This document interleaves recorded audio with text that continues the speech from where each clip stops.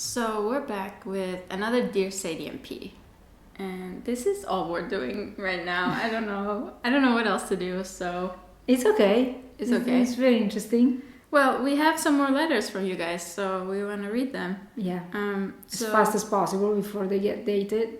let's start with this one. It's kind of short. I actually received this one on Instagram, and she says we can call her Nikki. So you want to read it? My turn. Hello, sadieandp. For anonymous reasons, let's say my name is Nikki. I know you have lots of letters and messages to probably get through, but I'll take the chance anyway just to send this. And you did right. I would like to say that your video have helped me so much. Truly, I feel less alone when I see that there are people like me out there. I've learned so much from the two of you, lovely ladies, and continue to take your advice. Thank you so much. You both really make such a difference, and this sort of representation means so much to me. Thank you. So sweet. I'm 19 years old and currently in a relationship with an ex-teacher at my school. Ooh. Our gap is quite large, which makes her feel very insecure sometimes. It is also her first time being with a woman. When my family found out, my dad threatened to expose her on her Facebook if I didn't break up with her.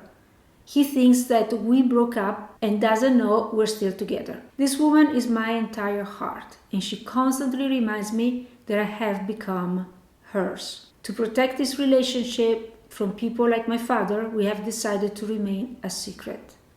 Also, because I do not want to out her, I completely respect her and I don't mind living in our safe and comfortable bubble. Her family doesn't know yet, and honestly, for now, I'm glad. Her son and daughter are older than me, and I feel like they would not be too happy about the gap. The lesbian thing is no issue at all here. To our families, the gap would be the issue. Like P, she has lived in a straight marriage for most of her life, so being with a woman is new for her. The gap is new for her and for me. I don't even know what my question is at this point of typing, but it would be really helpful if you could find the time to offer any advice based on my story. Again, thank you guys so much for everything you do. Love you both. Oh. Super sweet. Yeah. It's tough to have an age gap. Fuck, we've been together for how long? 7 years, and it's still tough. It 6 is. years, maybe. Yes. It is still tough. It's tough not because people will necessarily judge other people in an age gap. Some people will do, some people won't. I think it's just because usually it's not considered something natural. You know? It's not like Yeah. that's why they can say, you know, she could be her daughter, she could be her son or whatever, you know.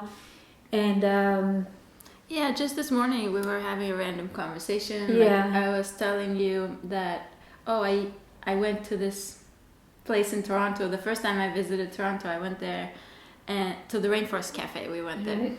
And you were like, oh yeah, I was taking my daughter there all the time. When were you there at the Rainforest Cafe? Because then it closed down. And I Right. told her, okay, so I must have been like 10, 11 years old. 10, let's say 10, 2005. Oh yeah, what were you doing in 2005? Yeah, Artemisa was 4 years old, and I was taking her to Rainforest Cafe. Cafe. So basically, we were both at the same place in Toronto, Yeah, but I was 10 and you had a 4-year-old. exactly. It's messed up, you Yes. guys. It's Yeah. messed up. I mean, Even for us, when we think about it, so in a way, maybe it's weird because it's though. ingrained also in our brains, you know, in our way of thinking, the framework where our brain is trying to figure things out every second that we live, you know. It's weird. I understand that, okay, after the age of, let's say, 20 to 25, you're basically set. Like, you're an adult. Yeah. So at that point, you can be with whoever you want, and it should be, in theory, two Right. equals, even if the other one is way older. I guess the tricky part is when you are young, like you're 19. I was like 19 when I met you. Yeah. That's the worst part, because as a 19-year-old, as a 20-year-old, you're still growing in your brain development. Mm-hmm. So naturally there's going to be this power imbalance, or I guess like experience imbalance. Yeah.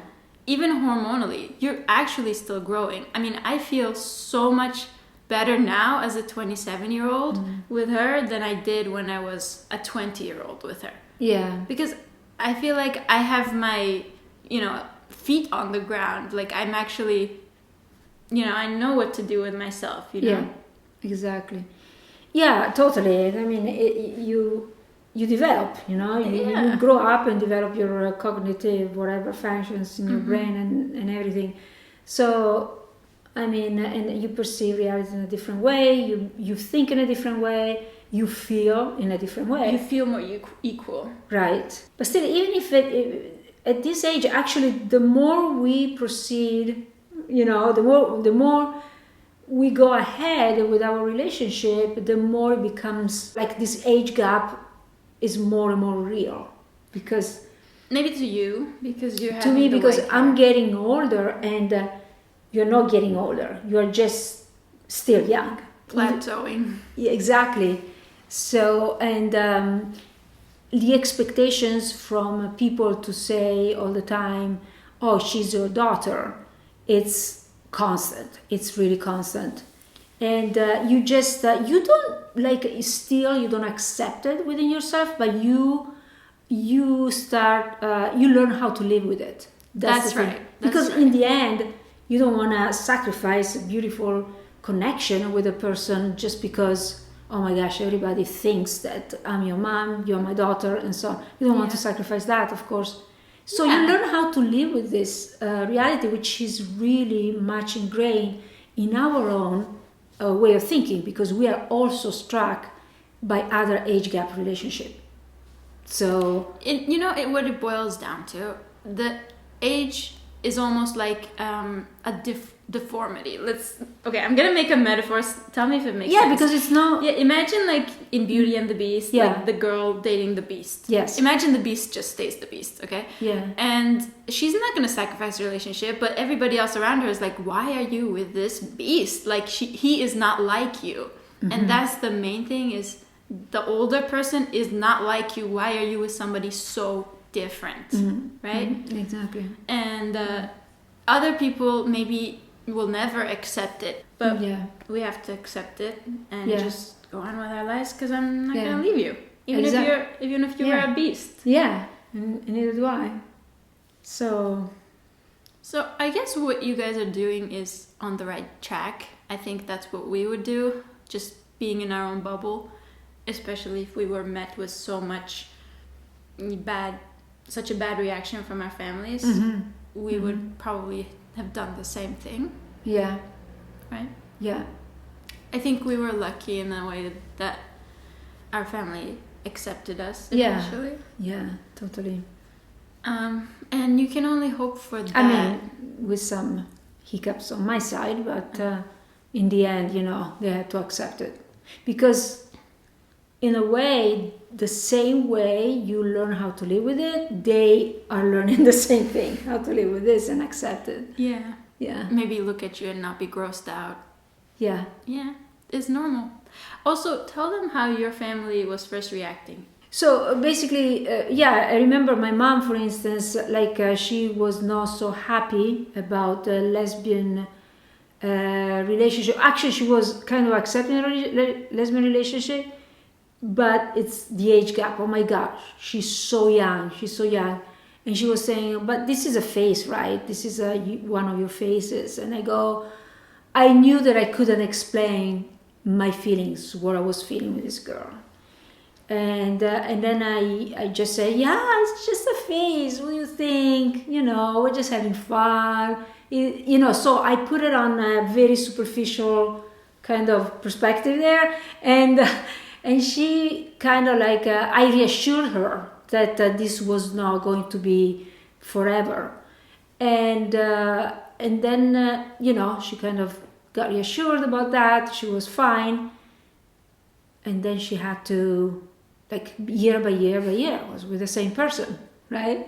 Not going anywhere. Yeah, and many people were struck by this evolution of things. Were not going exactly like they thought they would, and it's in a way, every time there's something happening in life, and it's like an example for other people to be.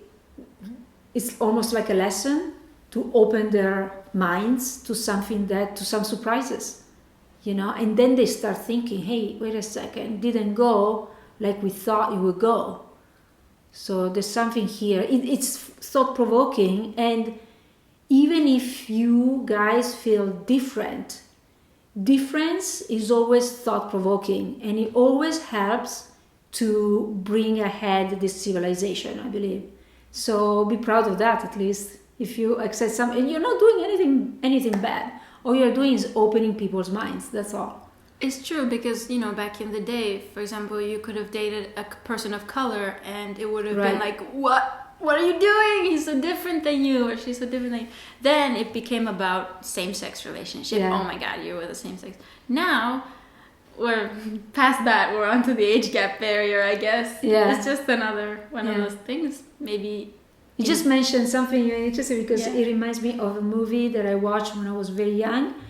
Guess Who's Coming to Dinner? And it's with Katharine Hepburn and Sidney Poitier.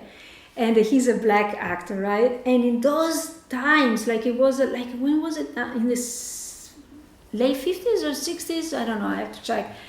And so this white American family, they have a daughter, and the daughter is bringing her new fiancé, but they're not expecting, any surprise. And she's bringing this black, African American young man. And they are like, oh my God, what's going on here? And in those years, it was like a huge, no, taboo, mixing races and stuff. So, I love the way the mom at one point started accepting this, and whenever she would, like a neighbor or somebody she knew would tell her, oh my God, your daughter is dating, a black person, blah, blah. And she would actually defend the daughter, right? And my mom watched the movie. Oh. So, and I remember on many occasions I said, because she was telling me, oh, somebody came and just they saying like that. And I said, Mama, you have to stay on my side. You have to protect your daughter. You have to defend your daughter. All right? You remember that movie? You like that movie. So I'm taking that as an example. This was when you were with me? That you have to defend my side? Okay. Yeah. Okay. Cool. I guess that's all the advice we have for... I mean, it's not advice, just like our experience too. Yeah. It's so similar, and maybe... like we said, as the years go by and you guys are together for a long time, then your families are eventually going to be more relaxed about it, especially when the younger one, like you grow up past your early 20s and, your brain stops developing. And if you're still with this person, then they'll probably accept it more. Yeah. Because genuinely, I think parents look at 19-year-olds as still kids, and that makes it more difficult. Yeah. To accept. Yes, absolutely. Try to convince your father not to go on Facebook. So thank you, Nikki, for writing to us.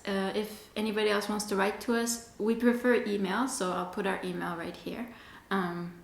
Because sometimes I don't check my Instagram for a long time and it can get, lost. So I guess that's it, and we'll see you guys next time. Okay, bye-bye. Bye.